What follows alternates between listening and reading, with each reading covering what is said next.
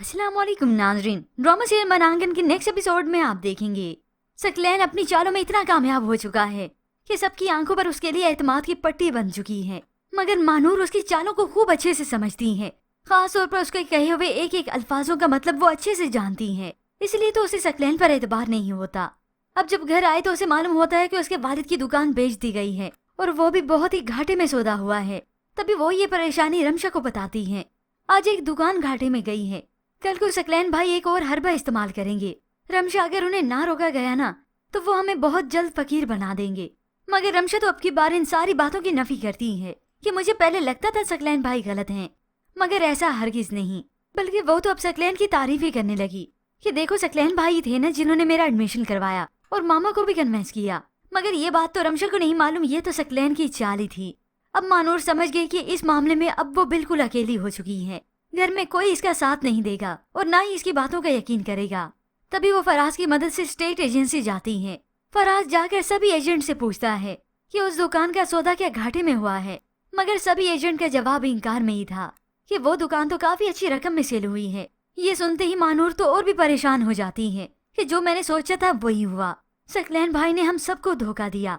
और उधर वालदा ही जो परेशान हो रही है कि मानूर अभी तक घर क्यों नहीं आई, कहाँ उसे इतनी देर हो गई।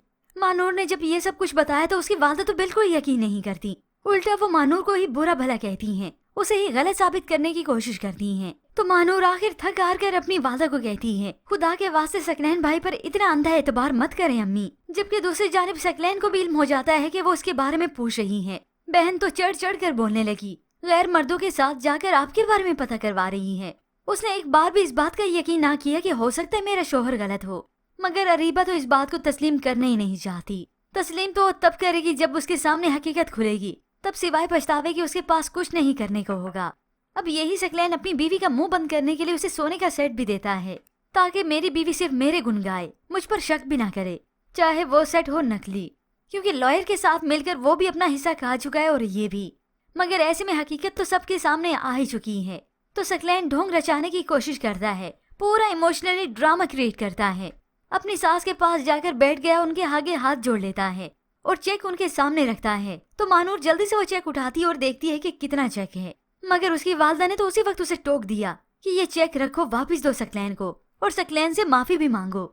ये सुनकर तो मानूर की आंखें फटी की फटी रह जाती हैं कि बजाय मेरी वालदा मेरी फैमिली पूरी सच्चाई को समझे, हकीकत माने, मगर वो ये बात तस्लीम करने के लिए तैयार ही नहीं। बस सकलैन की मजबूरियां सामने आ गई तो उसका एहसास करने लगे कि हाँ, इसने इस मामले को रफा दफा करने के लिए किस किस को पैसे नहीं भरे।